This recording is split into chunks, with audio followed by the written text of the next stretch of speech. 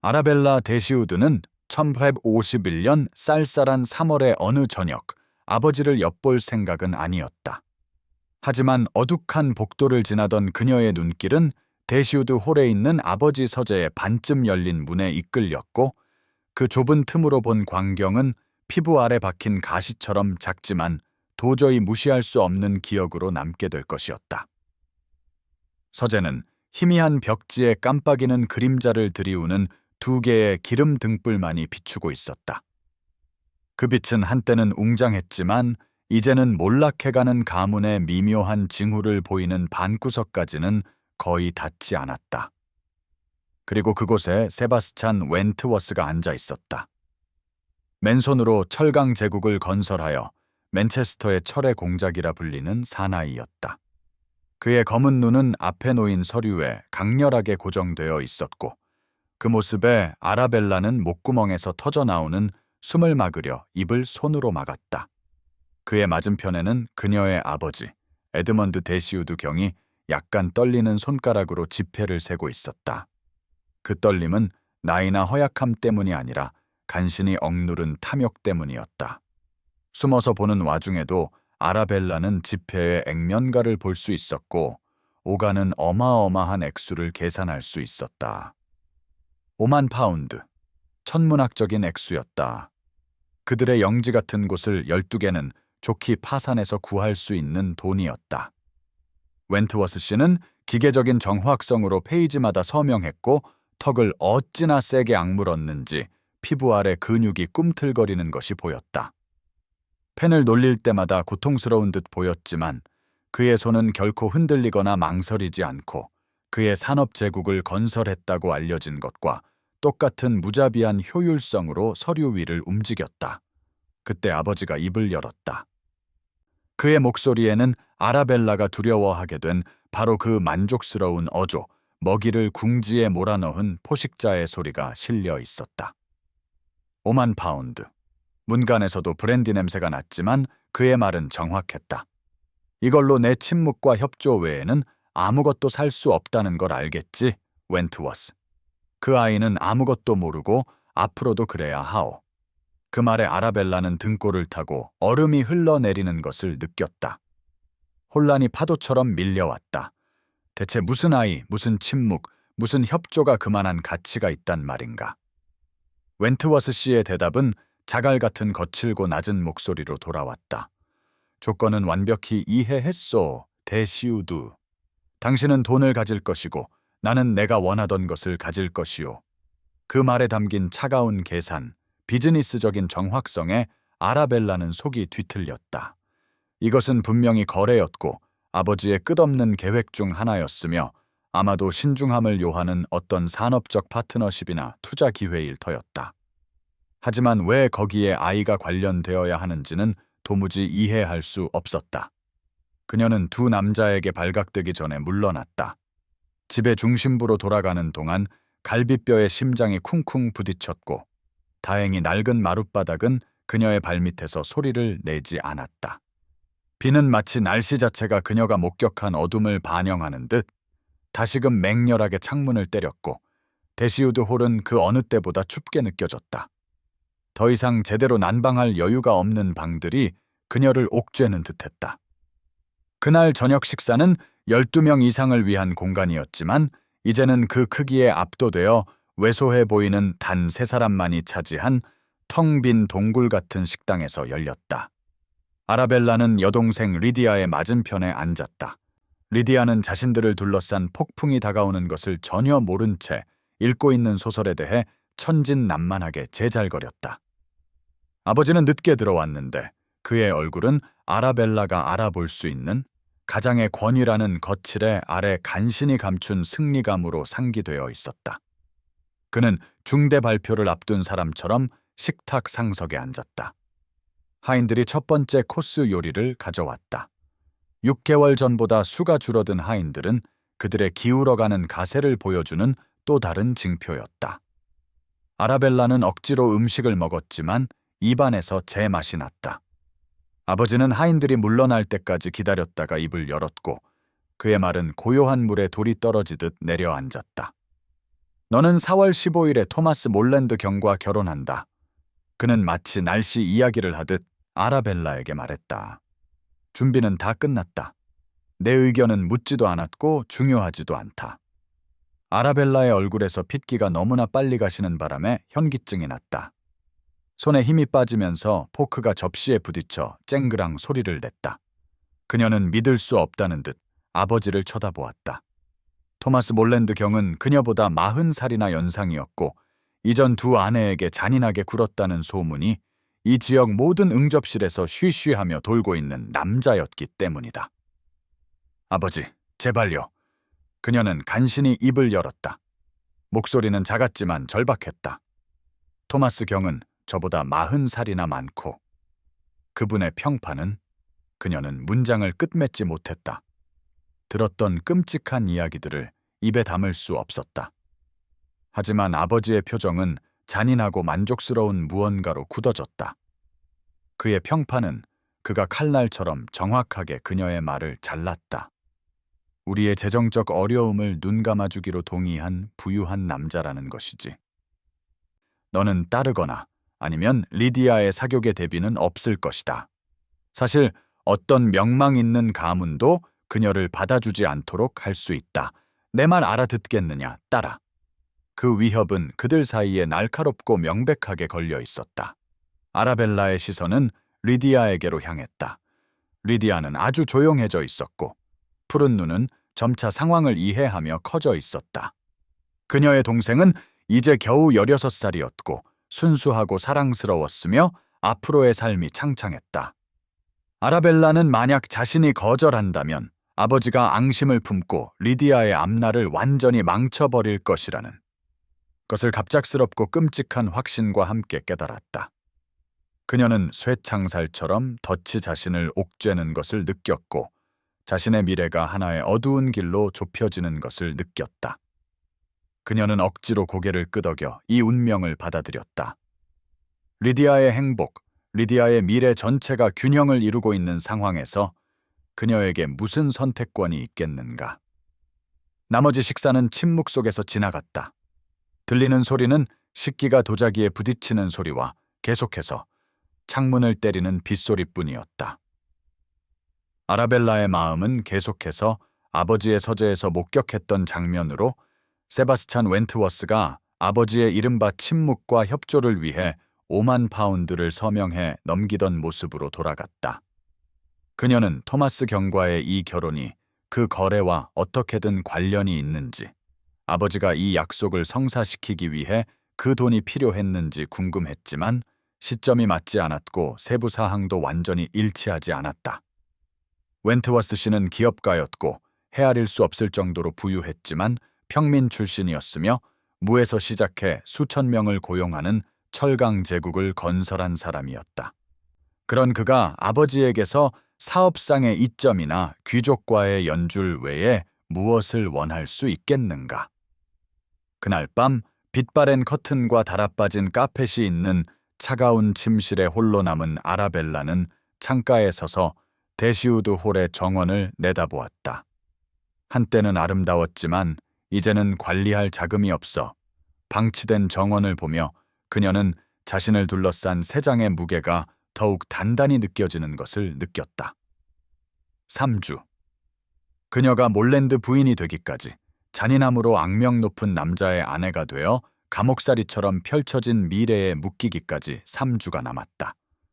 그녀는 다시 웬트워스 씨를 생각했다. 그가 서류에 서명할 때 그의 검은 눈에 서렸던 차가운 강렬함, 서명 하나하나가 그를 고통스럽게 하는 것 같으면서도 흔들림 없는 정확성으로 움직이던 그의 손길을 떠올렸다. 그의 표정에는 그녀가 정확히 꼬집어 말할 수는 없지만 마치 끔찍하지만 필요한 무언가에 전념하는 듯한 결심 혹은 절박함처럼 보이는 무언가가 있었다. 아버지의 말이 기억 속에서 울려 퍼졌다. 그 아이는 아무것도 모르고 앞으로도 그래야 하오. 무슨 아야, 무슨 비밀, 무슨 침묵이 5만 파운드의 가치가 있단 말인가. 아라벨라는 차가운 유리창에 이마를 대고 눈물이 따끔거리는 것을 느꼈지만 흐르게 두지는 않았다. 울음은 아무것도 해결해주지 못하며 다른 남자들이 빵을 먹고 살 듯 아버지는 약점을 먹고 사는 사람이었다는 것을 몇 년 전에 배웠기 때문이다. 비는 마침내 그쳤고 밤은 맑고 차가웠으며 창밖으로 보이는 별들은 무한한 어둠 속에서 멀리 떨어진 빛의 점들처럼 보였다. 그녀는 저 어딘가에 자신이 살았을지도 모르는 삶, 아버지의 계획의 조리 아니고 빚을 갚기 위해 거래되는 재산 이상인 미래가 있을지 궁금했다. 하지만 그 삶은 그녀의 것이 아니었고 앞으로도 그럴 것이었다. 3주 후면 그녀는 마을 교회 복도를 걸어 내려가 토마스 몰랜드 경과 자신을 묻고 그가 고안해낼 어떤 잔인함에도 복종하며 그의 이전 아내들이 그랬던 것처럼 서서히 부서져 갈 것이었다. 이 모든 것은 리디아가 행복의 기회를 잡을 수 있도록 하기 위함이었다.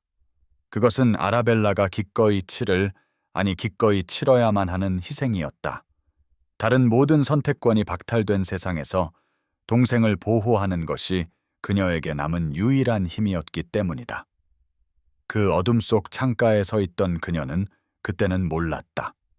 아버지의 서재에서 목격한 거래가 자신이 상상했던 것과 다르다는 것을, 5만 파운드가 사업상의 침묵을 위한 대가가 아니라 훨씬 더 중요한 무언가를 위한 것이었다는 것을, 세바스찬 웬트워스가 사업 협상을 한 것이 아니라 아라벨라가 영원히 잃었다고 생각했던 바로 그것을 구매하고 있었으며, 그의 눈에 서린 차가운 강렬함은 탐욕이 아니라 그가 너무나 잘 아는 운명으로부터 한 번도 만난 적 없는 여인을 구하려는 결심이었다는 것을. 지금 잠시 시간을 내어 우리 채널을 구독하고 어디서 몇 시에 시청 중이신지 댓글로 남겨주세요.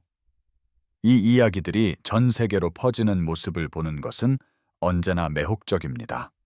감사합니다. 토마스 몰랜드 경과 결혼하기로 되어 있던 날을 사흘 앞두고 아라벨라는 아버지의 서재로 오라는 호출을 받았다. 몇 주 전 그 미스터리한 거래를 목격했던 바로 그 방이었다. 그녀는 체념 섞인 두려움이 뱃속의 납덩이처럼 자리 잡는 것을 느끼며 계단을 올랐다.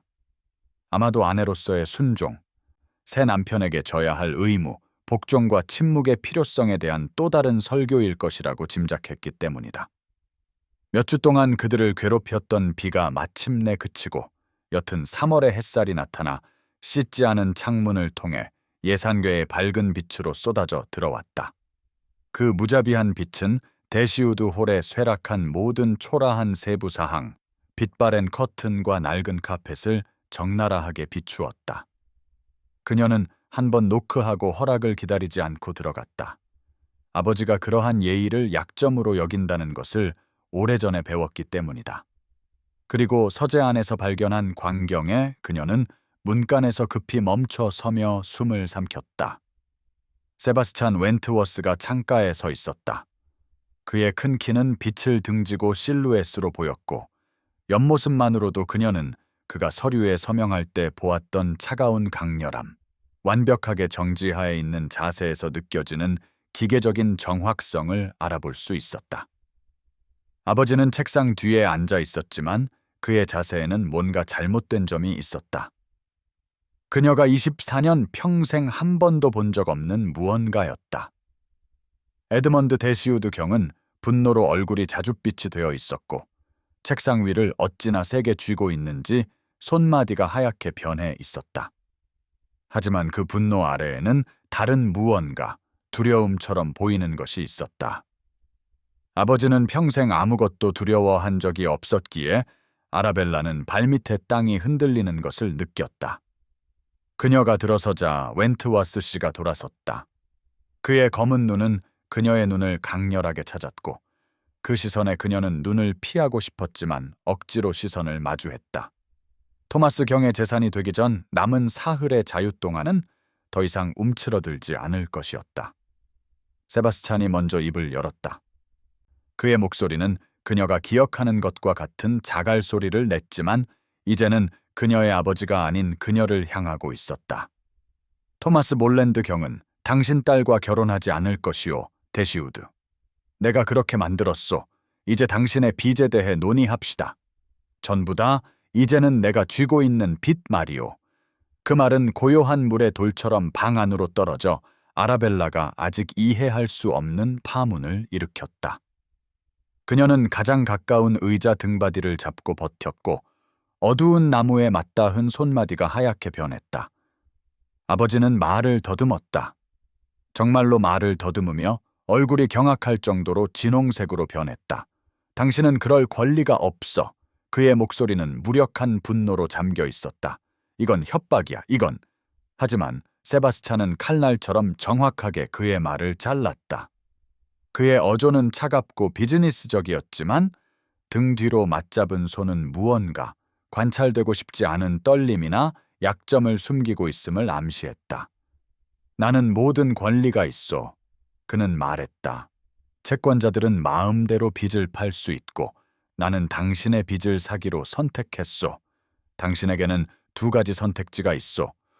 대시우드, 채무자 감옥과 완벽한 사회적 파멸, 혹은 대시우드 양과 나의 결혼에 동의하는 것이오. 합의금은 당신의 이름을 깨끗하게 하겠지만 내 변호사들이 관리하는 연금으로 살게 될 것이오. 편안하게 살겠지만 더 이상 가족의 미래를 도박으로 날리지는 못할 거요. 아라벨라는 방이 기우는 것을 느꼈다. 희망은 위험하고 실망으로 이어지며 자신의 운명을 통제하는 남자들에게서는 잔인함 외에는 아무것도 기대하지 않도록 배웠기에 그녀는 즉시 억누르려 했던 희망의 불꽃과 혼란이 싸우는 것을 느꼈다. 결혼. 세바스찬 웬트워스와 그녀가 아직도 이해하지 못하는 무언가를 위해 아버지에게 5만 파운드를 지불했던 남자와 그녀는 답을 찾기 위해 그의 얼굴을 살폈다. 그가 무슨 게임을 하고 있는지, 그녀에게서 무엇을 원하는지 이해하려 애썼다. 그녀가 찾은 것은 강렬함 뿐이었다. 문틈으로 목격했던 그 차가운 결심이었다. 하지만 다른 무언가도 있었다. 그의 턱선에는 이 비즈니스적인 태도가 드러내고 싶지 않은 것 이상의 대가를 치르고 있음을 암시하는 무언가가 있었다. 아버지가 다시 말하고 있었다. 그의 목소리는 단어마다 높아졌다. 당신은 그냥, 그가 시작했지만 아라벨라는 그때 자신의 목소리를 찾았다. 분노와 혼란, 그리고 자신이 다시 한번 거래되고 있다는 끔찍한 깨달음으로 떨리고 있었다. 한 남자에게서 다른 남자로 재산처럼 거래되고 있었다. 저는 남자들 사이에서 곡물 선정물처럼 거래되는 상품이 아닙니다. 그녀는 떨렸지만 단어마다 점점 더 강해지는 목소리로 말했다. 제 동의는 아무 의미가 없나요? 제 선택은 전혀 중요하지 않은 건가요? 세바스찬은 그때 완전히 그녀를 향해 돌아섰고 심장이 3번 뛰는 동안 그들은 서로를 바라보기만 했다. 그리고 그의 가면 어딘가에 금이 갔다. 너무나 빨리 나타났다가 사라져서 그녀가 상상했을지도 모르는 어떤 취약함의 섬광이었다. 그가 말했을 때 그의 목소리는 거의 알아차릴 수 없을 정도로 부드러워져 있었다. 차가운 비즈니스적인 어조는 더 따뜻한, 거의 부드러운 무언가로 바뀌어 있었다. 당신의 동의가 전부입니다, 데시우드 양. 그가 말했다. 그래서 지금 그것을 구하고 있는 겁니다. 저와 결혼해 주십시오. 그러면 다시는 거래되지 않을 겁니다. 거절한다면 그래도 당신에 대한 아버지의 지배력을 파괴할 것입니다. 방법이 덜 깔끔해질 뿐이죠. 그 말은 그들 사이에 불가능하고 이해할 수 없게 걸려 있었다. 아라벨라는 눈물이 핑 도는 것을 느꼈지만 흐르게 두지는 않았다. 왜요? 그녀는 물었다. 단 한 단어에 그녀가 이해하지 못하는 모든 것이 담겨 있었다. 왜 이런 일을 하시는 거죠? 알지도 못하는 사람을 구해서 대체 무엇을 얻으시는데요?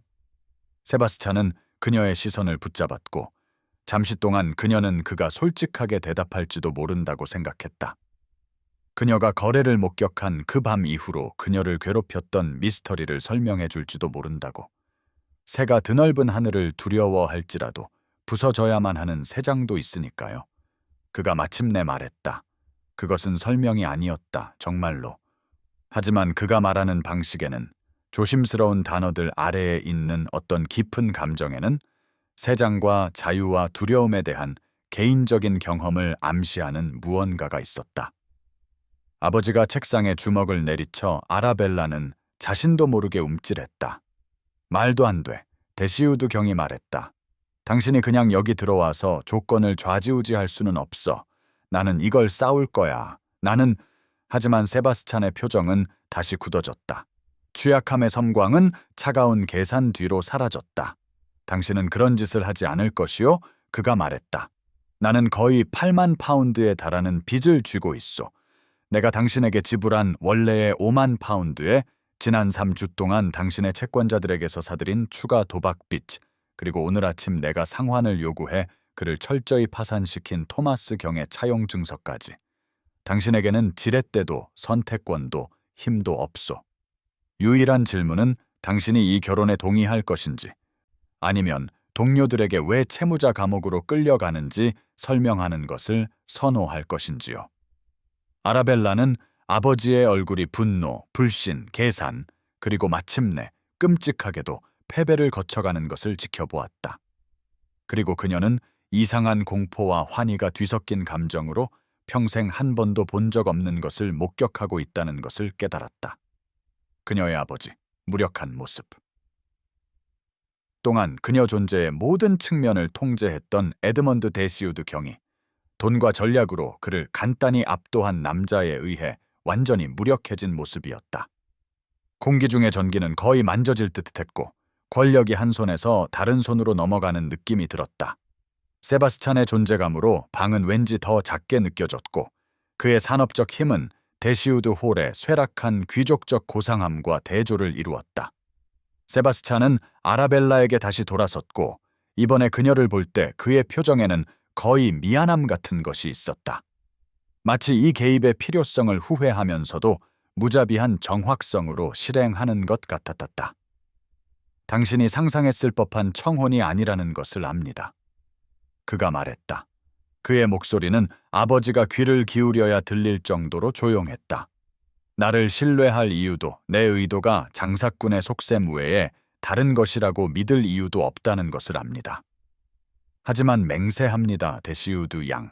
만약 당신이 이 결혼에 동의한다면 당신은 결코 알지 못했던 자유를 갖게 될 것입니다. 당신은 자신만의 수입, 자신만의 결정, 자신만의 삶을 갖게 될 겁니다.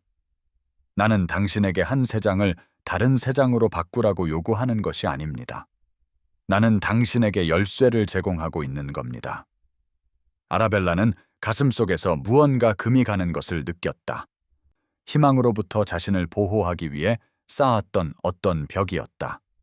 그녀는 웃어야 할지 울어야 할지 아니면 그냥 이 방에서 도망쳐 다시는 돌아보지 말아야 할지 몰랐다. 그녀는 토마스 몰랜드 경을 생각했다. 자신이 감내하기로 체념했던 잔인함, 그 결혼에서 그녀를 기다리고 있던 정신의 느린 죽음을, 그녀는 아직 16살의 순수한 리디아를 생각했다. 아라벨라의 수능에 미래가 달려있던 리디아를, 그녀는 목격했던 거래를, 한 소녀에 관한 침묵과 협조를 위해 5만 파운드가 오갔던 것을 생각했다. 그리고 갑자기 그녀의 마음속에서 조각들이 움직이기 시작했다. 완벽한 그림을 이루지는 않았지만 그녀가 이해하지 못했던 무언가의 윤곽을 암시했다. 이 남자, 이 낯선 사람은 아버지에게 막대한 금액을 지불했고 그 후 토마스 경의 재정과 아버지의 지렛대를 체계적으로 파괴했다. 대체 무슨 목적으로?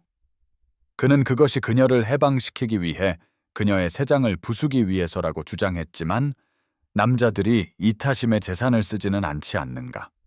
다른 무언가, 그녀가 볼 수 없는 동기가 있어야 했다.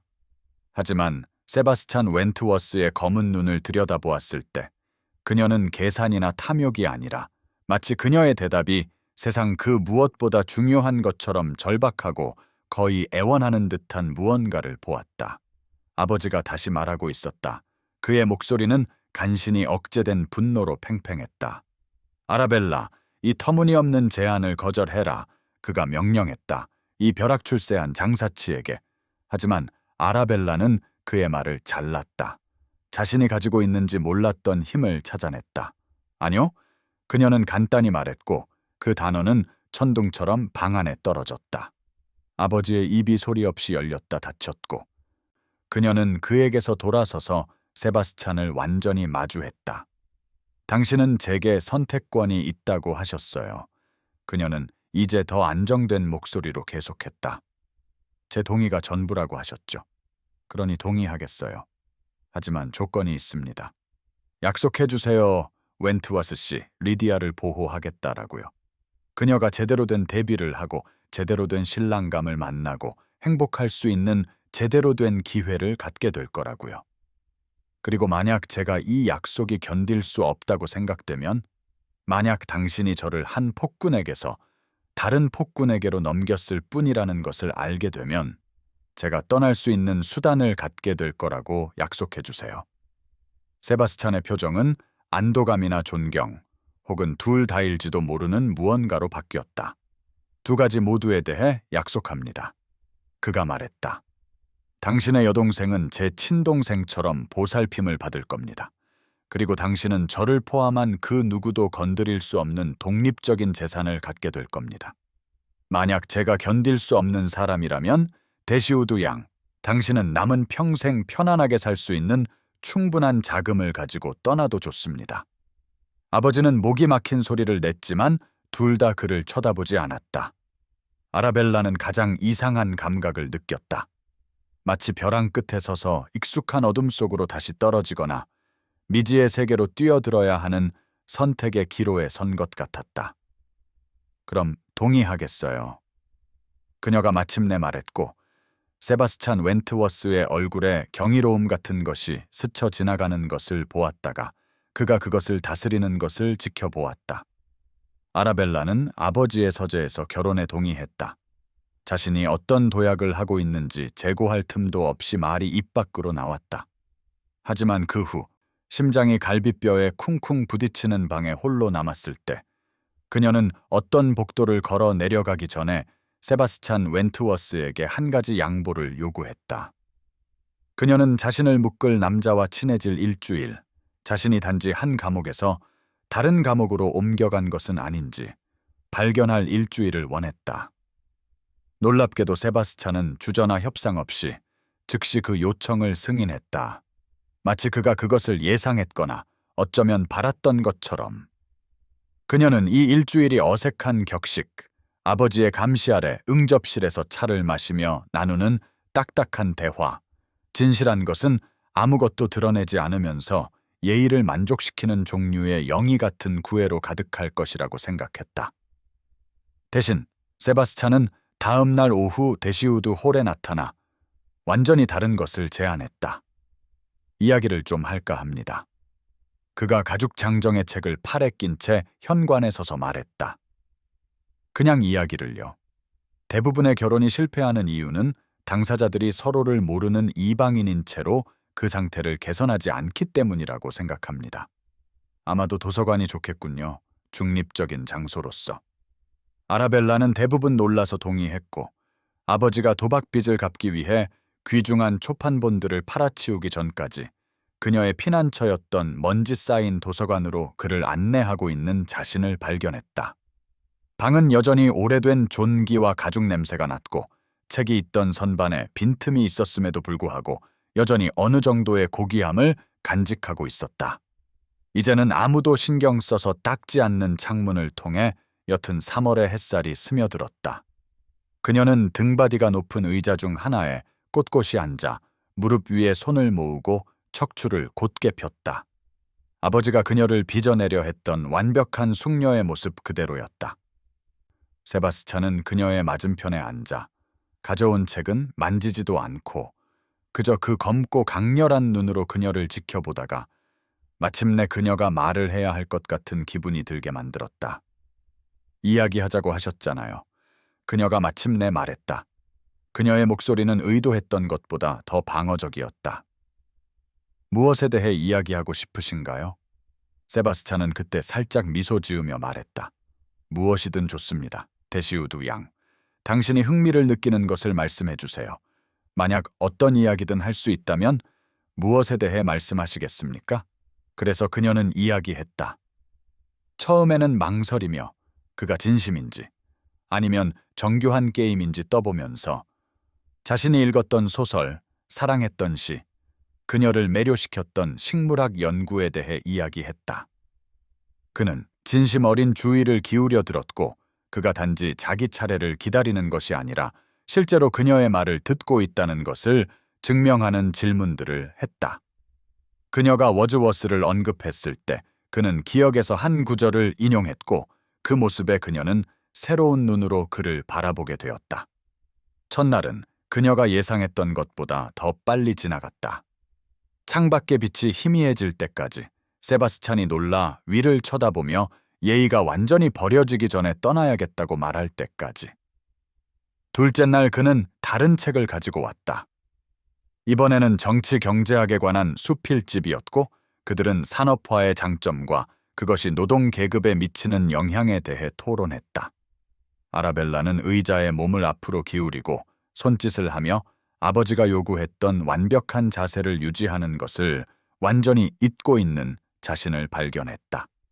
세바스찬은 그녀의 맞은편에 앉아 있었지만 그가 의자를 옮기는 것을 본 기억이 없는데도 그의 의자는 왠지 더 가까이 와 있었다. 그녀가 공장 소유주들의 노동자에 대한 책임에 대해 특히 날카로운 지적을 했을 때 그는 웃었다. 자주 웃지 않는다는 것을 암시하는 녹슨 소리였다. 셋째 날, 그들 사이에 탁자 위 꽃병에 신선한 꽃이 나타났다. 세바스찬이 방에 어울린다고, 공간이 손님 접대용으로 사용되지 않는다고 해서 아름다움을 소홀히 해서는 안 된다고 주장한 흰 장미였다. 그날 오후 그들은 여행에 대해 이야기했다. 아라벨라가 책에서만 읽었던 장소들에 대해. 그녀가 큐 가든을 잡지에서 사파로 본 팜하우스를 언급했을 때 그녀의 목소리는 자기 자신조차 놀랄 정도로 생기가 넘쳤다. 큐 가든에 가보셨군요. 그녀는 열의를 감추지 못하고 물었다. 저는 팜하우스에 대해 읽기만 했어요. 정말로 사람들이 말하는 것처럼 웅장한가요? 세바스찬의 표정은 미소일지도 모르는 무언가로 부드러워졌지만 슬픔의 기운이 깃들어 있었다. 그 이상이죠? 그가 조용히 말했다. 하지만 설명하는 것보다 경험하는 것이 더 나을 겁니다. 아마도 우리가 후에 함께 방문할 수도 있겠군요. 그는 고통스러운 무언가를 기억해낸 듯 갑자기 말을 멈췄고 문장은 그들 사이의 공기 중에 미완성으로 남았다. 아라벨라는 그가 무엇을 기억했는지, 무엇이 그의 얼굴에 고통의 섬광을 일으켰는지 묻고 싶었지만 밀어붙이면 그가 서서히 낮추고 있는 벽 뒤로 후퇴할 뿐이라는 것을 느꼈다. 넷째 날에는 다시 비가 내렸다. 도서관을 세상으로부터의 피난처처럼 더욱 느끼게 하는 종류의 꾸준한 폭우였다. 그들은 그의 과거에 대해, 적어도 그가 공유할 의향이 있는 조각들에 대해 이야기했다. 19살에 고아가 되었다라고 그는 마치 다른 사람의 역사를 이야기하듯 담담한 목소리로 말했다. 아버지는 저에게 작은 유산과 많은 빚을 남기셨습니다. 저는 빚을 갚고 남은 것을 철강에 투자했고 공장이 이익을 낼 때까지 5년 동안 하루 18시간씩 일했습니다. 그리고 또 다른 공장을 지었죠. 그녀가 물었을 때 그는 결혼한 적이 없다고 말했다. 산업은 완전한 헌신을 요구하고 무에서 제국을 건설하는 것은 희생을 필요로 하기 때문이라고. 하지만 그는 그 희생이 무엇이었는지에 대해서는 자세히 설명하지 않았고 그녀가 왜 자신을 선택했는지, 왜 토마스 경과의 약혼에 개입했는지 물었을 때 그는 대답하는 것처럼 보이면서도 아무것도 알려주지 않는 부드러운 유머로 질문을 회피했다. 다섯째 날, 도서관은 대시우드 홀의 억압적인 분위기와는 별개인 그들의 공간이 되었고 그들 사이의 탁자 위에는 차 2잔이 놓여 있었다. 그들은 몇 시간 동안 이야기하느라 시간이 흐르는 것을 아무도 알아채지 못해 차는 오래전에 식어 있었다. 그들은 워즈워스의 시, 자연과 인간 감정의 관계에 대해 토론하고 있었고 아라벨라는 시인의 후기 작품이 젊은 시절의 급진적인 열정이 부족하다고 주장하고 있었다. 그때 세바스찬이 한 구절을 인용했고 그 말에 그녀는 웃음을 터뜨렸다. 정말로 웃었다. 몇 년 동안 사용하지 않아 녹슨 듯했지만 진짜인 기쁨의 소리였다. 그 소리는 둘 다를 놀라게 했다. 세바스찬은 완전히 멈춰 섰다. 그의 검은 눈은 너무나 노골적인 갈망의 표정으로 그녀의 얼굴에 고정되어 있었고, 아라벨라는 목구멍에서 숨이 막히고 뺨에 열이 오르는 것을 느꼈다. 갑자기 그들 사이의 공기는 위험하고 스릴 넘치며 무서운 무언가로 가득 찼다. 이 집에서 그 소리를 들어본 적이 없습니다. 세바스찬이 거친 목소리로 조용히 말했다. 웃음소리. 당신에게 잘 어울리는군요. 아라벨라는 다시 웃으려 했지만 불안하고 초조한 소리가 나왔다. 아버지는 경박한 것을 좋아하지 않으세요. 그녀는 익숙한 변명에 의지하며 말했다. 세바스찬의 표정은 약간 굳어졌지만 그녀를 향한 분노는 아니었다. 당신 아버지는 기쁨을 가져다 주는 것을 거의 좋아하지 않으시죠? 그가 말했다. 그건 바뀔 겁니다. 그리고 그 순간, 닷새 동안의 오후 대화를 통해 왠지 익숙해진 이 남자, 그녀의 의견을 소중히 여기고 그녀의 꿈을 들어주며 몇 년 만에 처음으로 그녀를 웃게 만든 이 남자를 바라보며 아라벨라는 자신이 그를 아끼기 시작했다는 것을, 정치 토론과 시 토론 사이 어딘가에서 어쩌면 이 결혼이 다른 창사를 가진 새 장관은 다른 무언가일지도 모른다는 희망을 품기 시작했다는 것을 경악하며 깨달았다. 그 깨달음은 그녀를 두렵게 했고 상처받기 전에 자신을 보호하고 싶게 만들었다. 그녀는 평소보다 일찍 자리를 떴다. 완전히 거짓은 아닌 두통을 핑계로. 그날 저녁 잠을 이룰 수 없었던 그녀는 따뜻한 우유를 찾으러 부엌 쪽으로 내려가다가 문 밖에서 하인들이 안에서 수다 떠는 소리를 듣고 얼어붙었다. 목소리는 나무 판자를 통해 선명하게 들려왔다. 5만 파운드래요. 하녀 중 한 명이 스캔들에 놀라면서도 즐거워하는 어조로 말했다. 데시우드 경에게 그 돈을 줬다라고들 해요. 무언가를 위해서. 이 지역 전체가 그게 뭔지 추측하느라 난리예요. 요리사는 아는 체하며 콧방귀를 뀌었다. 뻔하지 않나? 평민 출신 기업가가 귀족 가문 여성과 결혼해서 귀족 사회로 편입하려는 거지. 돈으로는 좋은 혈통을 살 수 없지만 결혼해서 얻는 건 아주 잘 통하거든. 요즘 그 사람들, 분수도 모르게 돈만 많은 공장주들이 다 그러고 있잖아. 아라벨라는 부엌 밖 벽에 등을 기댔다. 얼굴이 무너져 내리는 것을, 닷새 동안 쌓아 올렸던 연약한 신뢰가 유리처럼 산산조각 나는 것을 느꼈다. 5만 파운드. 그녀가 아버지의 서재에서 목격했던 거래. 물론이었다. 물론 그런 것이었다. 세바스찬 웬트워스, 아무리 부유해도 평민 출신, 가난한 귀족의 딸과 결혼하여 존경받는 지위를 구매하려 한 것이다. 그녀는 구조된 것이 아니었다. 팔린 것이었다. 아버지가 토마스 경에게 그녀를 팔려 했던 것과 똑같았다. 다만 이 구매자는 더 젊고 친절했으며 먼저 그녀에게 구애하여 그것이 거래가 아닌 다른 무언가라고 믿게 만드는 영리함을 가졌을 뿐이었다. 배신감은 물리적인 타격처럼 그녀를 쳤다. 희망을 품었기에, 어쩌면 누군가가 그녀가 상징하는 것 때문이 아니라 그녀 자신을 위해 그녀를 소중히 여길지도 모른다고 상상했기에 더욱 고통스러웠다. 그녀는 그날 밤 잠들지 못했다. 분노와 상처가 가슴속에서 싸우는 동안 차가운 침실에서 깨어 있었다. 희미한 아침 햇살이 창문을 통해 스며들 때쯤 그녀는 의로운 분노 상태에 이르렀다. 그녀는 서둘러 옷을 입고 아침 식사실로 직행했다. 세바스찬이 매일 오후 도착하곤 했던 곳이었다. 이른 시간임에도 불구하고 그는 이미 그곳에 있었다. 마치 그녀를 기다리고 있었던 것처럼. 창문을 통해 쏟아지는 거친 아침 햇살은 모든 것을 잔인할 정도로 명확하게 보여주었고 숨을 그림자를 남기지 않았다. 아라벨라가 말했을 때 그녀의 목소리는 분노로 위장하려 했지만 상처로 떨리고 있었다. 당신이 무언가를 위해 5만 파운드를 지불했다라고들 해요. 그녀는 그의 얼굴을 지켜보며 서두 없이 말했다. 누군가를 위해서. 그게 저였나요? 귀족의 피로 당신의 산업 제국에 정통성을 부여하기 위해 시바디 암말처럼 저를 사셨나요? 세바스찬은 그녀의 말이 물리적으로 그를 때린 것처럼 실제로 뒷걸음질 쳤다. 그의 손이 비난을 막으려는 듯 올라갔고 그의 표정의 서린 고뇌는 그녀가 더 이상 상처받지 않으려고 자신을 보호하는 데 집중하지 않았다면 그녀의 마음을 움직였을 것이다. 아라벨라, 아니요. 그가 고통처럼 들리는 무언가로 거칠게 말했다. 당신은 이해하지 못해요. 그럼 설명해 보세요.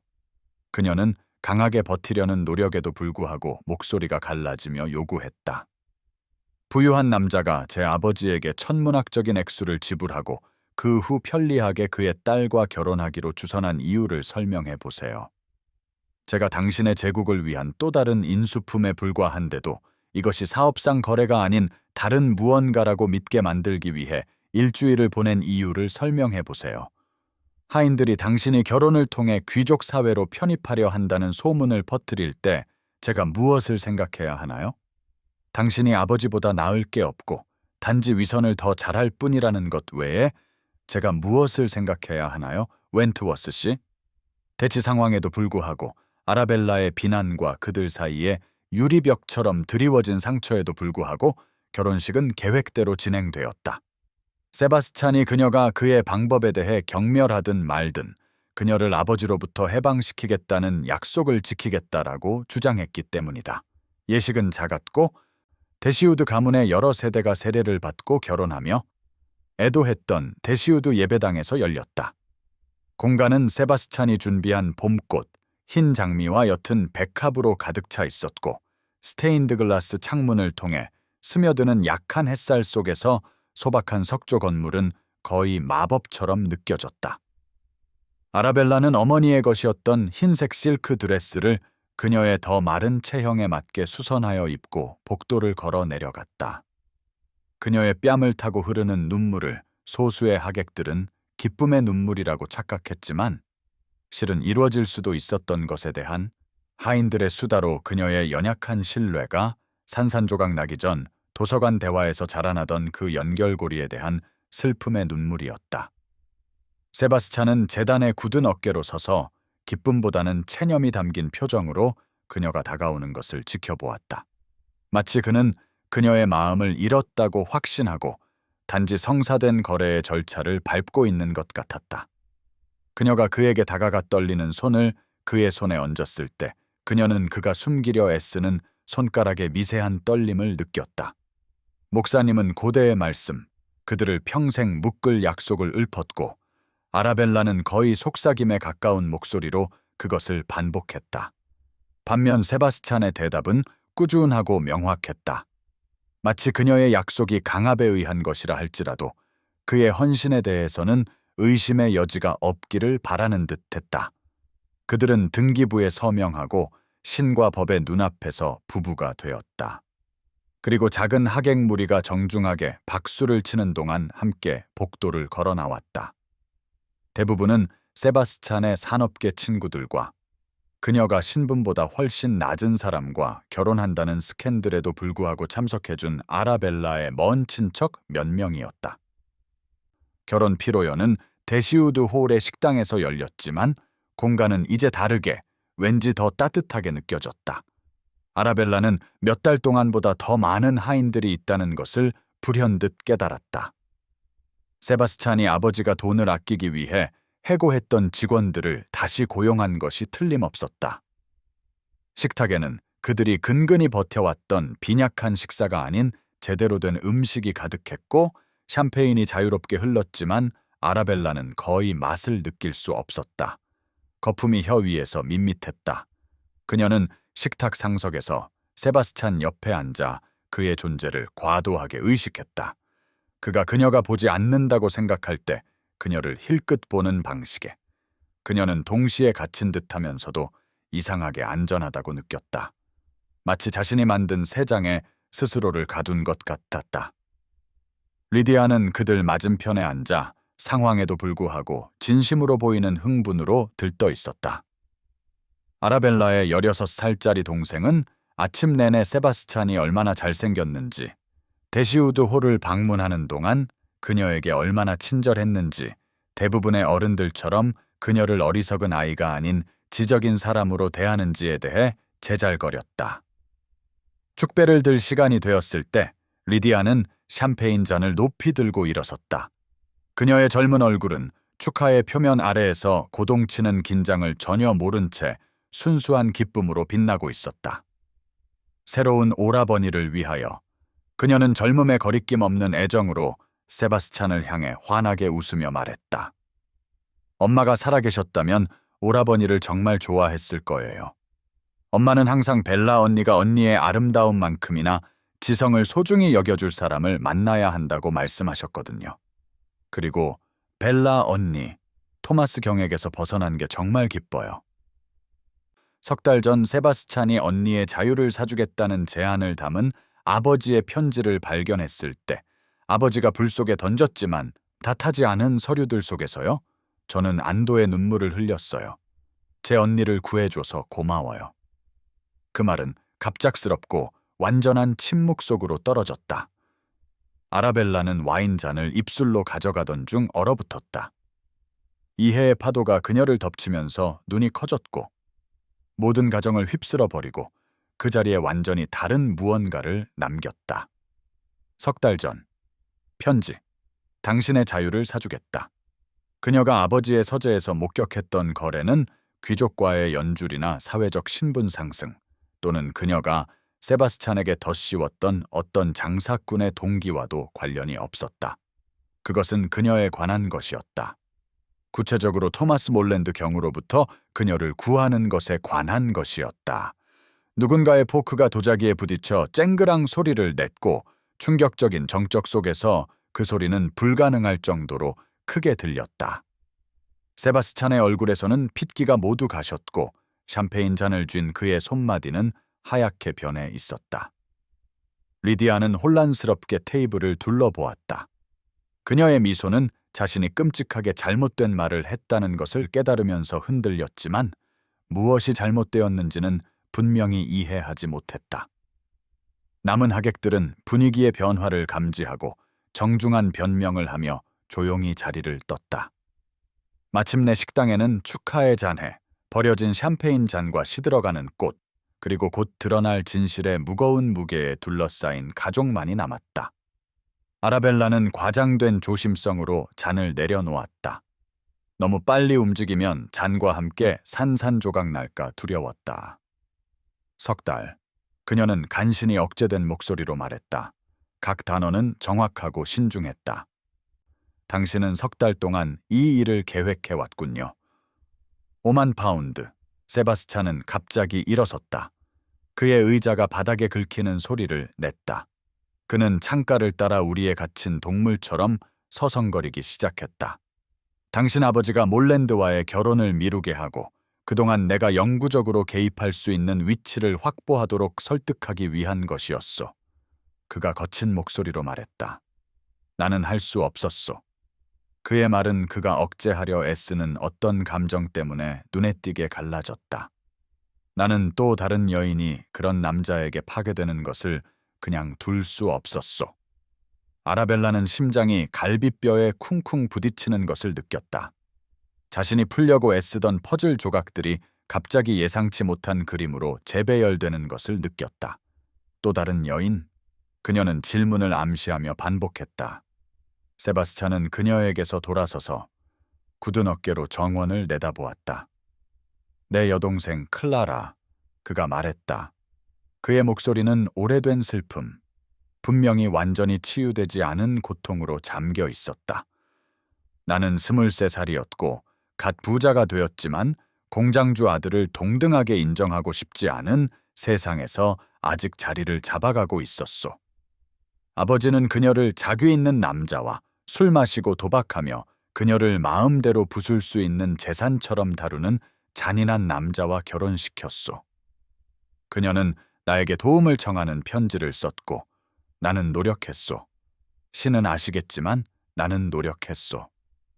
하지만 아버지는 번번이 나를 막았고 내가 히스테리를 부린다고 아내들은 남편의 권위가 어떻게 행사되든 그 권위에 복종해야 한다고 말했소. 결혼한 지 6개월 후 클라라는 3층 창문에서 몸을 던졌소. 그녀는 19살이었소. 아라벨라는 숨을 급히 들이마셨다.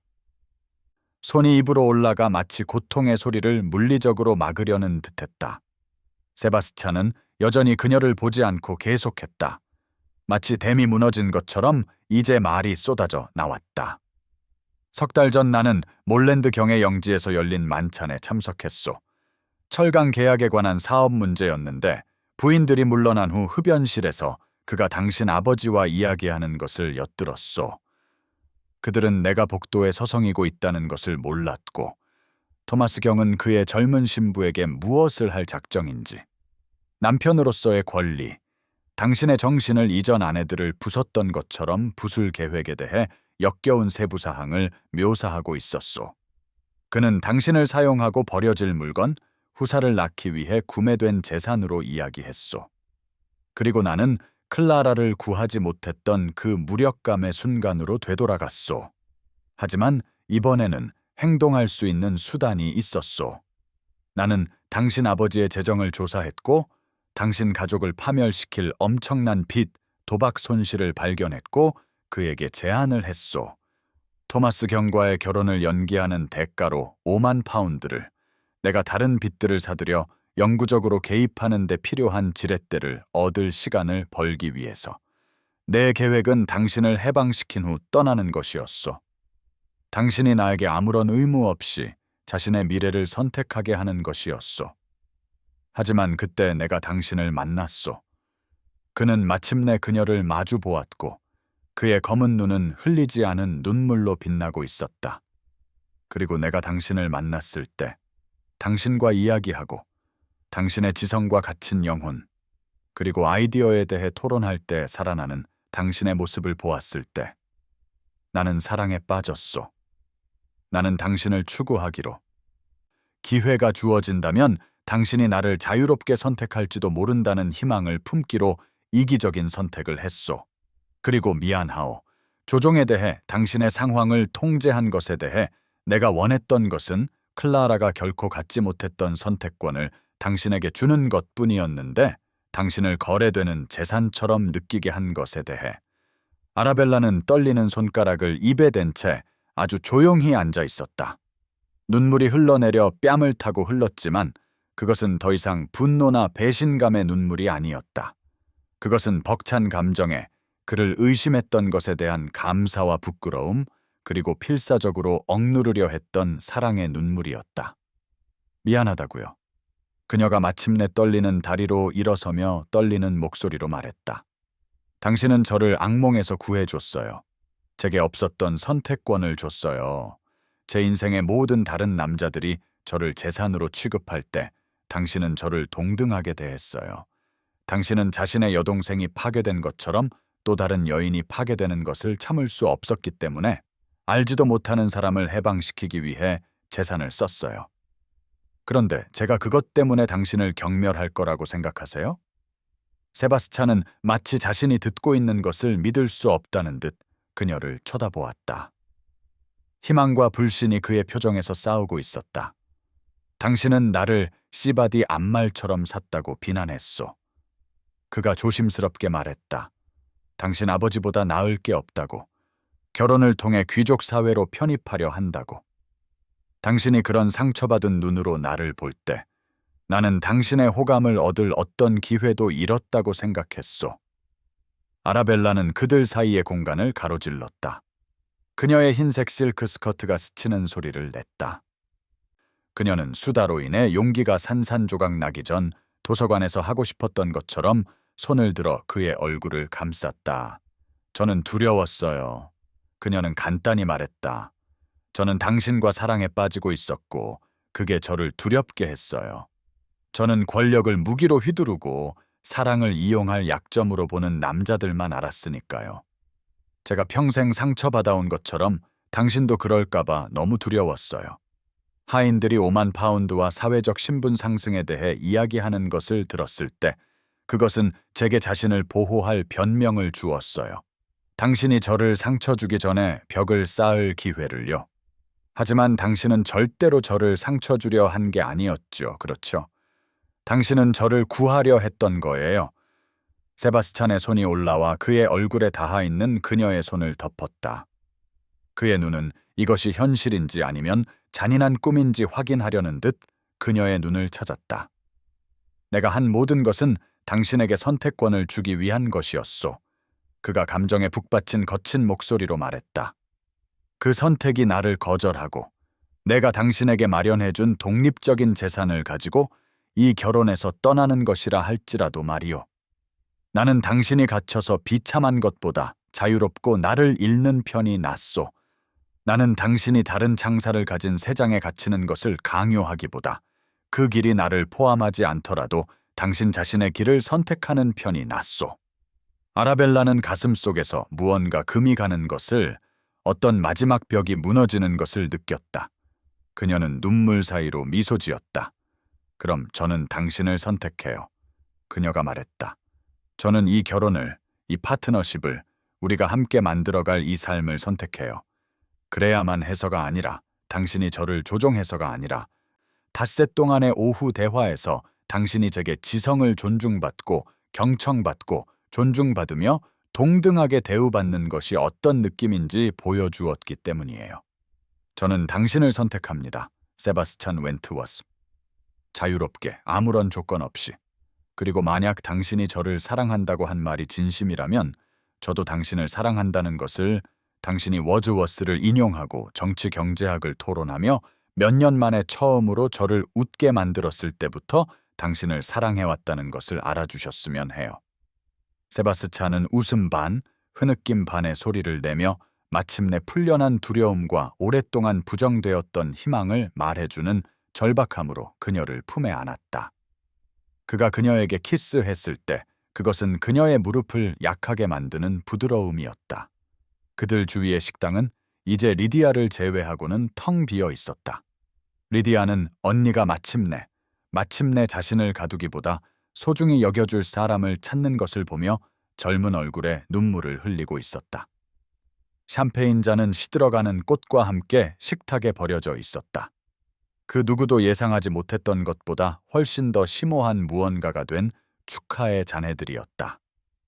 나중에 감정이 더 조용하고 지속 가능한 무언가로 가라앉았을 때 아라벨라는 세바스찬에게 모든 것을 말해달라고 부탁했고 그는 그렇게 했다.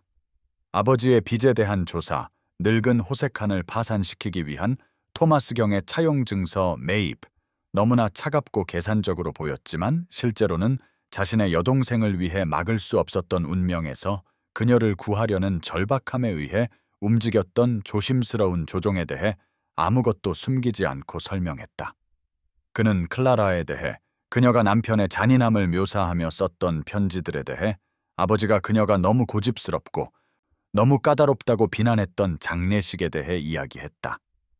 진실은 그녀가 단지 재산이 아닌 인간으로 대우받고 싶었을 뿐이었는데도, 그리고 아라벨라는 자신만의 감옥에 대해, 아버지의 폭정이 이어졌던 세월과 희망의 느린 죽음에 대해, 리디아와 그녀의 여동생에 대한 맹렬한 보호 본능에 대해, 하인들이 수다 떠는 것을 엿듣고 누군가가 정말로 자신을 위해 자신을 소중히 여길지도 모른다고 믿기가 너무 두려워 연약한 신뢰가 산산조각 났던 순간에 대해 이야기했다.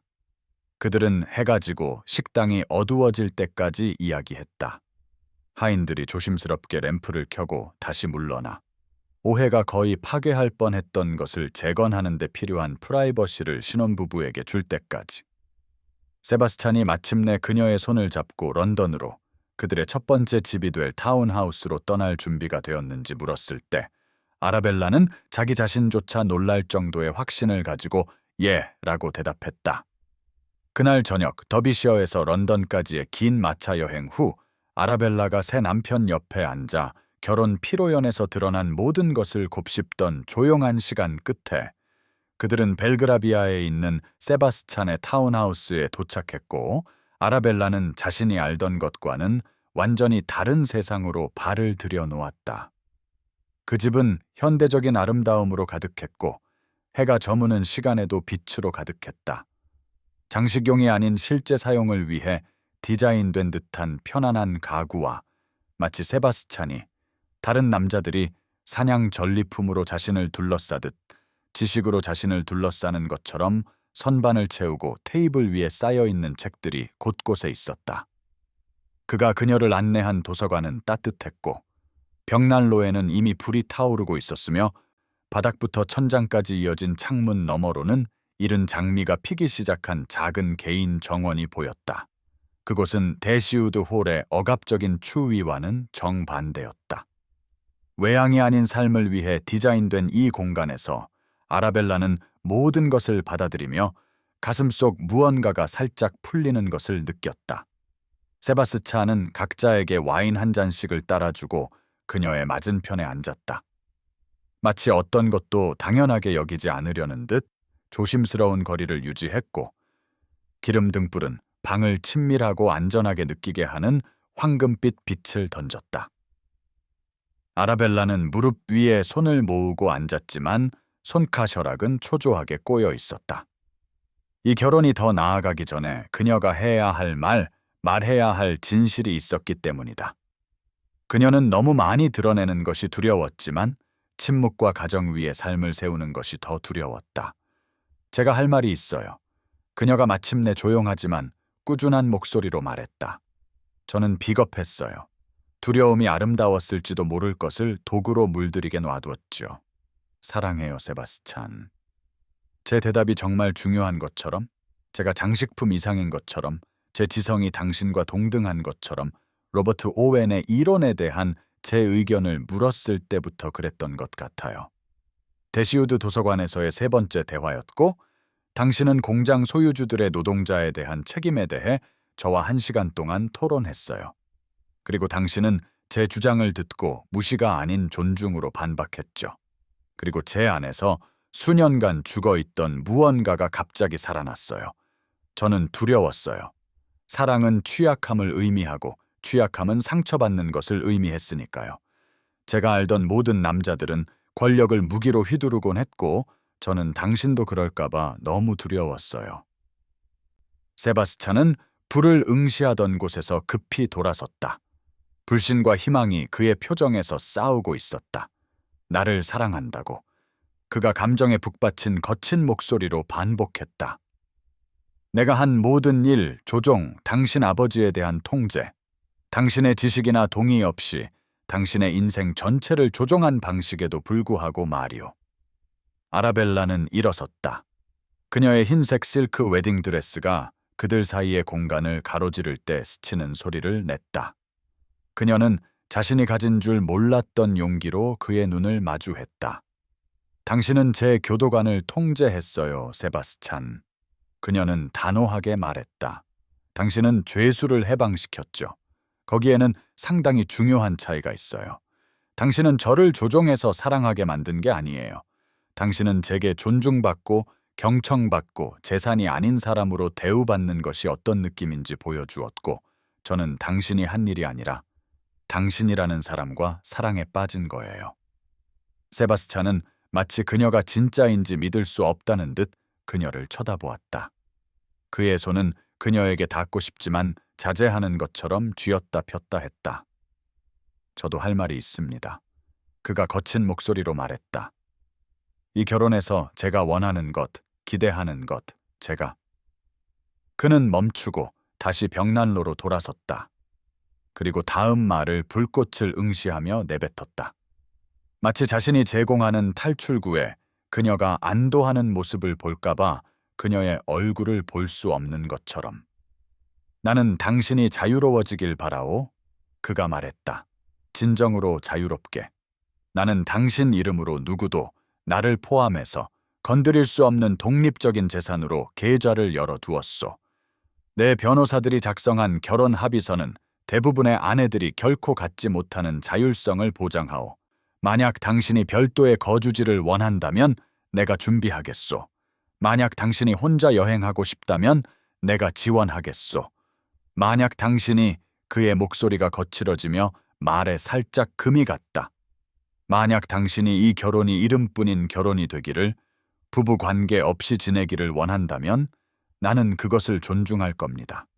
나는 또 다른 세장이 되지 않을 거요, 아라벨라.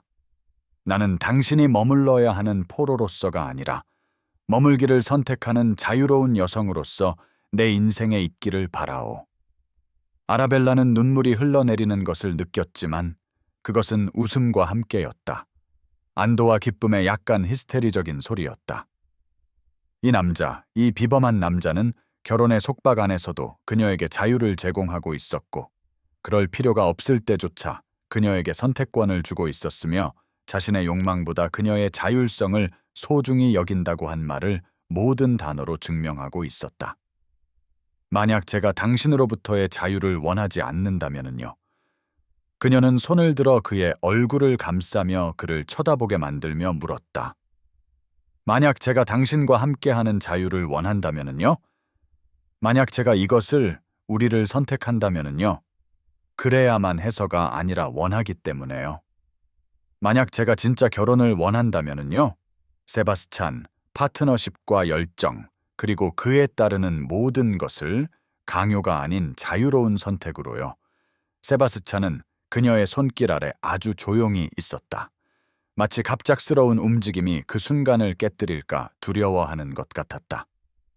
그의 검은 눈은 절박한 강렬함으로 그녀의 눈을 찾았다. 확신하는 거요? 그가 물었다. 내가 듣고 싶어 할 말을 그냥 하는 게 아니고 정말로 이것을 선택하는 거요? 아라벨라는 눈물 사이로 미소 지으며 그의 얼굴을 자신에게로 끌어당겨 자신이 가진 줄 몰랐던 용기로 그에게 키스했다.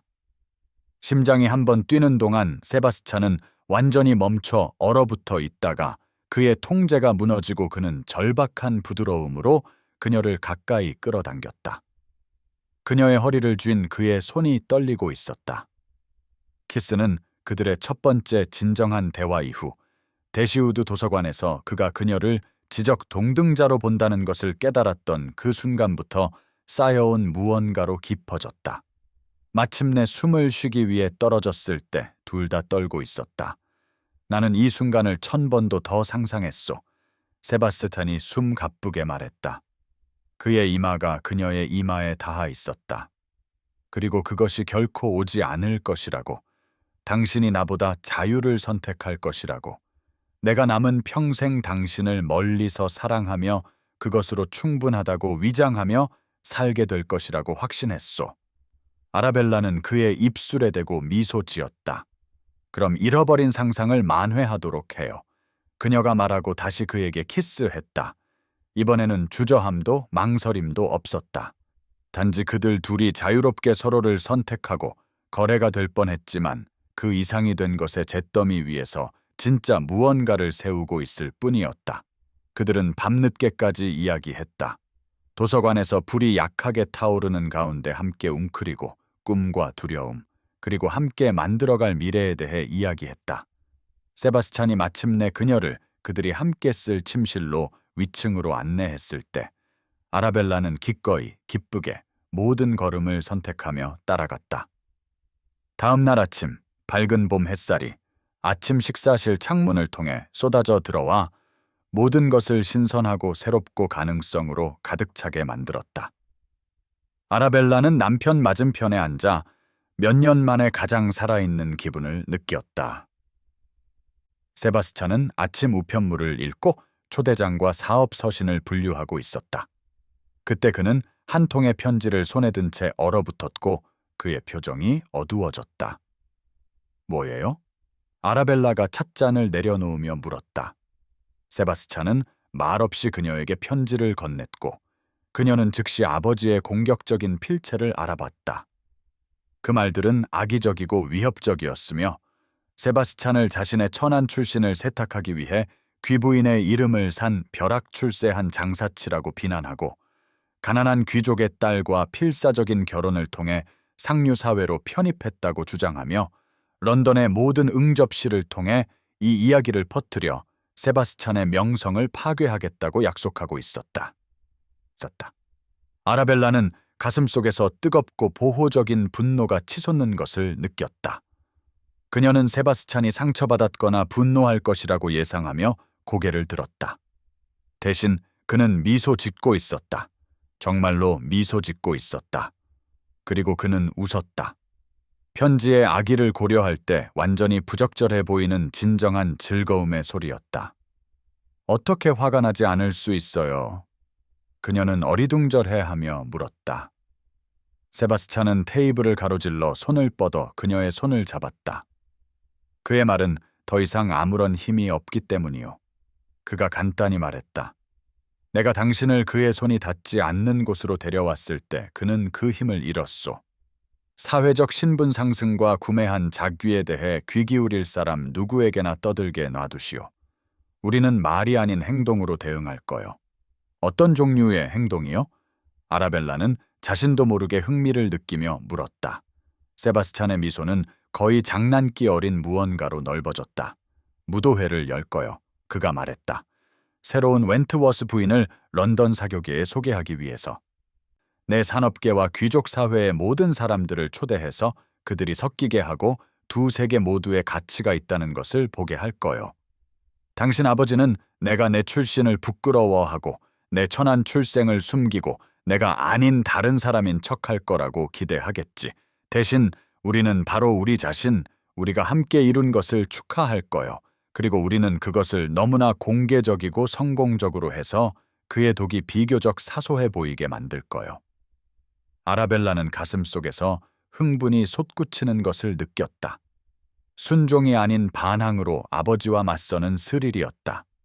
그는 당신을 자신의 천한 출신을 세탁하기 위해 귀부인의 이름을 산 벼락 출세한 장사치라고 불러요. 그녀는 다시 편지를 읽으며 말했다. 그 아기가 거의 인상적이네요. 세바스찬은 다시 웃었다. 그가 장사치 부분에 대해 완전히 틀린 것은 아니요. 그가 인정했다. 비록 벼락 출세라는 말에는 반대하지만 나는 자수성가한 편을 선호하오.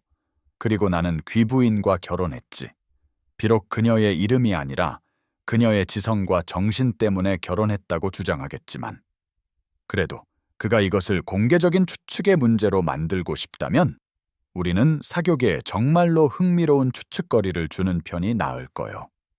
함께 그들은 대시우드 경이 아닌 런던 사교계 자체에 대한 응답, 즉 계층의 혼합으로 약간은 스캔들이 될 만하지만 그 새로운 약속으로 부인할 수 없이 흥미로운 무도회 초대장을 작성했다. 아라벨라는 우아한 필체로 손님 명단을 적었고 세바스찬은 유산이 아닌 노동으로 부를 이룬 공장주, 엔지니어, 발명가 등 자신의 산업계 인물들의 이름을 불러주었다. 그녀는 전통보다 진보를 중시하는 항상 자신에게 친절했던 귀족 가문의 이름들을 추가했다. 그들은 아침 식탁에서 나란히 일했다. 아침 햇살은 아버지의 독이 든 편지를 터무니없고 무력하게 보이게 만들었다. 아라벨라는 이것이 파트너십의 모습이라는 것을, 이 협력과 상호 지원, 혼자가 아닌 함께 도전에 맞서는 것이라는 것을 깨달았다. 초대장을 보낼 준비가 되었을 때 세바스찬은 그녀를 무릎에 앉혔다. 예의에 대한 그녀의 웃음 섞인 항의를 무시하고 그는 그녀에게 깊이 키스했다. 당신 아버지는 우리가 세우고 있는 것을 파괴할 수 있다고 생각하오. 그가 그녀의 입술에 대고 말했다. 그는 자신의 의견이 여전히 중요하다고, 우리가 그의 승인을 구해야 하는 무언가라고 생각하오. 하지만 그는 틀렸소, 아라벨라. 우리는 그의 축복이나 사회의 승인이 필요 없소. 우리는 서로가 있고 우리는 이것을 자유롭게 선택했소. 그리고 그것은 영국의 모든 귀족 혈통보다 더 가치가 있소. 아라벨라는 그의 얼굴을 손으로 감쌌다. 이 남자는 그녀를 악몽에서 구해주고 선택권을 주었으며 결혼 안에서도 그녀에게 자유를 제공할 만큼 그녀를 사랑했다. 그럼 우리가 정확히 무엇을 선택했는지 보여주도록 해요. 그녀가 말했다. 두 사람이 함께 진짜 무언가를 세울 때, 사랑이 소유와 통제가 아닌 존중과 파트너십에 기반할 때 어떤 모습인지 보여주도록 해요. 보여주자고요, 세바스찬. 새 장이 부서지고 새가 날 수 있으며 때로는 가장 위대한 자유는 당신의 날개를 꺾을 꿈도 꾸지 않을 누군가와 함께 머물기를 선택하는 것이라는 것을. 그리고 그들은 그렇게 했다. 6주 후 웬트워스 무도회는 런던의 화제였다. 메이페어에서 웨스트민스터까지 모든 응접실과 신사클럽에서 논의되었다. 세바스찬, 세바스찬과 아라벨라가 의도적으로 옛 귀족층과 영국의 새로운 산업 엘리트를 섞이게 하는 손님 명단을 만들었기 때문이다. 이는 다소 스캔들이 될 만했지만 부인할 수 없이 흥미로웠다. 공장주들은 후작들 옆에 서고, 엔지니어들은 백작들 옆에, 발명가들은 자작들 옆에 설 것이었다. 상류층은 유보적인 태도에도 불구하고 참석했다. 호기심이 속물근성을 압도했고, 결혼 이후 몇 주 동안 웬트워스 부인의 아름다움과 세바스찬 웬트워스의 엄청난 부에 대한 소문이 절정에 달했기 때문이다. 런던의 타운하우스는 반짝이는 무도회장으로 변모했지만 전통적인 상류층 행사보다 의도적으로 덜 형식적이었다.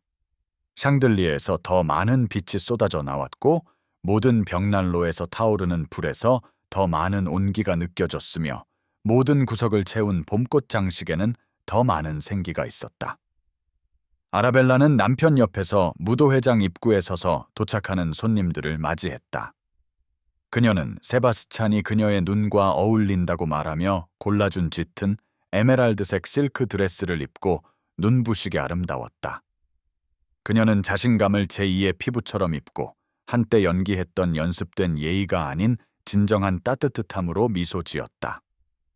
수줍고 주눅들었던 데시우드 가의 딸을 기억하는 사람들은 쉽게 웃고 거리낌 없이 자기 의견을 말하며 부끄러움이 아닌 명백한 자부심으로 산업가 남편 옆에 서 있는 이 여인을 보고 놀라움을 금치 못했다.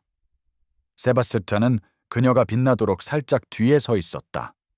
그의 표정에 담긴 자부심은 그녀를 향한 모든 시선, 그녀의 허리춤에 닿는 그의 미묘한 손길, 평소 엄격하던 그의 얼굴을 부드럽게 만드는 모든 미소에서 분명하게 드러났다. 저녁은 아름답게 진행되었다. 귀족과 산업가들은 예상보다 쉽게 어울렸고, 계층 간의 대화는 사회가 변하고 있을지도 모른다는, 가치가 출생이 아닌 인격에서 온다는 것을 인정할 준비가 되어 있을지도 모른다는 것을 암시하는 방식으로 흘러갔다. 아라벨라는 가슴속에서 승리감이 솟구치는 것을 느꼈다. 그들이 실제로 성공하고 있었고, 실제로 한 번의 대화로 런던 사회를 재구성하고 있었기 때문이다. 그때 초대받지 않은 데시우드 경이 도착했다. 명백히 취해 있었고, 그의 크라바트는 비뚤어져 있었으며 얼굴은 술과 무력한 분노로 붉어져 있었다. 아라벨라는 순간적인 두려움, 움츠러들고 숨고 싶게 만드는 오래된 조건 반사를 느꼈다. 하지만 그때 그녀는 옆에 있는 세바스찬의 존재를 느끼고 그에게서 힘을 얻었다. 아버지는 더 이상 자신에게 아무런 힘이 없다는 것을, 자신은 자유롭다는 것을 스스로에게 상기시켰다. 데시우드 경은 그를 막으려던 하인들을 밀치고 무도회장 중앙에서 비틀거리며 섰다. 그의 목소리는 음악과 대화 소리 위로 높아졌다. 저 여자를 보시오. 그는 심하게 말을 더듬었고 몇몇 손님들은 불편한 시선을 교환했다. 내 딸이 장사치에게 팔려갔다. 5만 파운드, 그게 저 여자의 값이었소. 저 여자는 구매된 재산일 뿐, 그 이상도 이하도 아니오. 무도회장은 충격적인 침묵에 빠졌다. 음악은 악구 중간에 멈췄고 모든 시선은 그 광경을 지켜보기 위해 쏠렸다. 아라벨라는 옆에 있는 세바스찬이 긴장하는 것을, 그의 보호 본능이 솟구치는 것을 느꼈다. 하지만 그녀는 그를 진정시키기 위해 그의 팔에 부드럽게 손을 얹었다. 이것은 그녀의 순간, 그녀의 선택, 두려움을 통해 그녀의 인생 전체를 통제했던 남자와 마침내 맞설 기회였기 때문이다. 그녀는 앞으로 나아갔다. 그녀의 에메랄드색 실크 드레스가 빛을 반사했다. 그녀가 말했을 때 그녀의 목소리는 손이 떨리고 있었음에도 불구하고 맑고 차분했다. 맞습니다, 아버지. 그녀는 몇몇 손님들이 숨을 헐떡이게 만든 침착함으로 그를 향해 말했다. 돈이 오갔지요. 정확히 5만 파운드였습니다. 하지만 그것은 저를 산 것이 아니었습니다. 제가 겪을 뻔한 악몽으로부터의 자유를, 이전에 수많은 여성들을 파괴했던 그런 결혼, 토마스 몰랜드 경과의 결혼으로부터의 자유를 산 것이었지요. 저는 웬트워스 씨를 자유롭게 선택했고 지금도 매일같이 그를 선택합니다.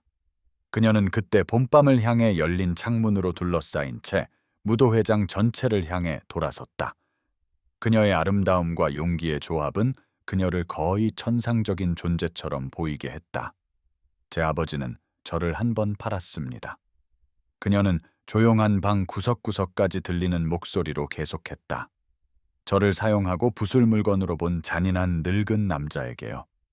제 남편은 저를 그 운명에서 해방시켰고, 그리고 제게 평생 한 번도 가져보지 못했던 것, 선택권을 주었습니다. 저는 의무보다 사랑을, 순종보다 파트너십을, 단지 생존보다 기쁨을 선택했습니다. 만약 그것이 여러분을 충격에 빠뜨린다면, 저는 왜 여성의 자율성이 그녀가 상품화되는 것보다 더 충격적인 일인지 살펴보시길 권합니다. 저는 왜 제 선택이 부끄러운 것으로 여겨지는 반면, 아버지가 저를 가장 높은 가격을 부르는 사람에게 팔려 했던 시도는 단지 아버지의 권리로 받아들여지는지 의문을 제기하시길 권합니다. 침묵은 심장이 3번, 4번 뛰는 동안 이어졌다. 그리고 그때 세바스찬의 산업계 친구들이 박수를 치기 시작했다. 처음에는 천천히, 그리고 더 열광적으로, 더 진보적인 귀족들 몇몇이 망설이며 합류했고, 마침내 무도회장은 찬성의 소리로 가득 찼다. 데시우드 경은 그 한가운데에서 흐트러지고 절박한 모습으로 서 있었다. 그의 힘은 사라졌고 스스로를 공개적인 구경거리로 만든 한심한 인물로 전락했다. 아라벨라는 그때 정말로 그를 바라보았다. 그녀의 인생을 통제했던 폭군이 아니라 결국 자신의 잔인함 때문에 모든 것을 잃은 초라한 남자를 보았다. 감사합니다, 아버지. 그녀는 조용히 말했지만 그녀의 목소리는 여전히 들렸다. 제가 어떤 종류의 남자를 피해야 하는지 정확히 보여주셔서요. 당신이 너무나 비열해서 세바스찬의 선함이 극명한 대조 속에서 빛나게 해주셔서요. 그 싸움이 당신을 두렵게 할 때조차도 자유는 싸울 가치가 있다는 것을 가르쳐 주셔서요. 하인들이 그때 데시우드 경을 밖으로 호위하기 위해 앞으로 나아갔다. 그는 더 이상 항의 없이 따라갔다. 은혜 모르는 딸들과 사회적 신분 상승을 노리는 장사치들에 대해 알아들을 수 없는 말을 준걸거리며 그의 퇴장은 극적이기보다 한심했다. 자신의 독에 의해 몰락한 폭군의 초라한 모습이었다. 음악이 다시 시작되었고 대화는 점차 정상 수준으로 돌아왔지만 이제 모든 논의는 웬트워스 부인의 용기와 데시우드 경의 몰락에 집중되는 듯 했다. 아라벨라는 팔꿈치에 닿는 세바스찬의 손길을 느꼈다. 그는 왈츠를 추기 위해 그녀를 댄스 플로어로 이끌고 있었다. 당신은 정말 멋졌소. 그들이 함께 움직이기 시작하자 그가 감정에 북받친 거친 목소리로 말했다. 내 평생 누구에게서도 이토록 자랑스러웠던 적이 없소. 아라벨라는 그의 어깨에 잠시 머리를 기댔다. 어떤 말보다 더 분명하게 파트너십과 사랑을 말해주는 신뢰와 친밀함의 제스처에 그는 숨을 멈췄다. 두려웠어요. 그녀는 인정했다. 하지만 그는 더 이상 저를 상처 줄 수 없다는 것을 깨달았어요. 그의 유일한 힘은 제가 그에게 준 두려움이었고 저는 그것을 되찾기로 선택했어요. 그들은 잠시 침묵 속에서 왈츠를 추었다. 무도회장은 웬트워스 부부와 그들의 파격적인 결혼, 그리고 의도적인 계층 혼합에 대한 추측으로 윙윙거렸다. 아라벨라는 가슴속에 따뜻한 빛처럼 행복이 자리 잡는 것을 느꼈다. 그때 세바스찬이 다시 입을 열었다. 그의 목소리에는 그를 더 젊어 보이게 하는 소년 같은 흥분이 깃들어 있었다. 당신에게 보여주고 싶은 것이 있소, 그가 말했다. 켄트 지방의 영지요. 방치되었지만 잠재력이 가득한 곳이요. 비전이 필요한 넓은 부지, 제대로 된 관리를 받으면 비범해질 수 있는 정원들이 있소. 당신이, 그러니까 그곳을 우리 것으로 만드는 것을 고려해 주겠소? 그곳에 정원을 디자인하는 것을. 그곳이 런던의 연극에서 벗어난 우리의 진정한 집, 함께 우리의 삶을 만들어갈 장소가 될 수 있소. 아라벨라는 그를 보기 위해 뒤로 물러섰다. 그녀의 눈은 흘리지 않은 기쁨의 눈물로 빛나고 있었다. 정원이라니요. 그녀는 반복했다. 정말로요. 저만의 프로젝트. 세바스찬은 거리낌 없고 따뜻하게 미소 지었다. 당신만의 모든 것이요. 그가 말했다. 그곳을 우리의 진정한 집으로 만들까 생각했소. 이 모든 것에서 벗어나, 사회의 기대에서 벗어나, 단지 우리 둘이 함께 아름다운 무언가를 만드는 곳으로. 아라벨라는 그때 그에게 키스했다. 런던 사교계의 절반이 지켜보는 무도회장 한가운데서 그녀는 누가 보든 그들이 어떻게 생각하든 상관하지 않았다.